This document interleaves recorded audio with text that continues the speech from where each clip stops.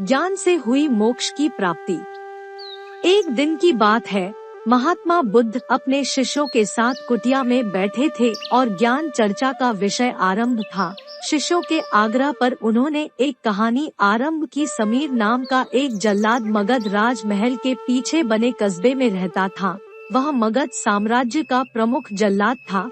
उसका सारा जीवन दोषियों को फांसी देने में बीत गया। अब वह लगभग 60 वर्ष की आयु का हो गया था। समीर अब राजकीय सेवा से मुक्त हो चुका था और अपना अंतिम जीवन वह अपने घर में व्यतीत करता था। अपने जीवन काल में किए गए सभी घटनाओं को याद करता और पश्चाताप करता। मेरे हाथों इतने जीवों की हत्या हुई। यही सोच विचार करते हुए वह नहा धोकर तैयार हुआ। जैसे ही वह खाना खाने के लिए बैठा, दरवाजे पर आवाज आई। समीर बाहर निकलकर देखता है तो एक भिक्षुक उनके द्वार पर खड़ा है, जो जान पड़ता है काफी दिनों की तपस्या के बाद उठा है और भूख से व्याकुल है। समीर तत्काल अपना वह भोजन जो स्वयं के लिए था, वह भिक्षुक को समर्पित कर दिया। भिक्षुक की भूख शांत हो गई। भिक्षुक प्रसन्न हुए। भोजन के पश्चात भिक्षुक और समीर दोनों बैठे हुए थे। तभी समीर ने अपने जीवन में किए गए कार्यों को भिक्षुक के सामने प्रकट किया। समीर ने बताया, वह राजकीय सेवा के दौरान अनेकों कैदियों अथवा अपराधियों को मृत्युदंड दिया, जिसके कारण मुझे अपने पर अपराध बोध होता है और ग्लानि के भाव में सदैव ग्रस्त रहता हूँ।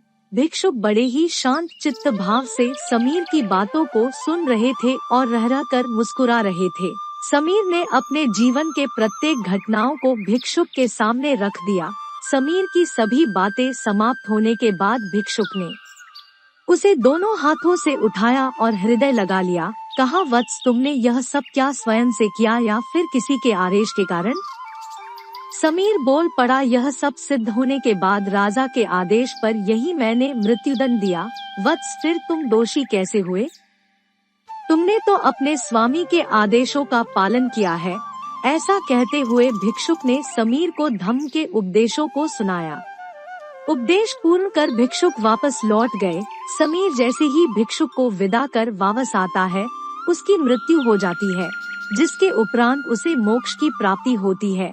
कहानी अंत कर महात्मा बुद्ध शांत हुए। महात्मा बुद्ध के शिष्य इस पूरी घटना को ध्यान पूर्वक सुन रहे थे। उन्होंने महात्मा बुद्ध से पूछा, जिसने जीवन भर अनेकों हत्या की थी, वह मोक्ष कैसे प्राप्त कर सकता है?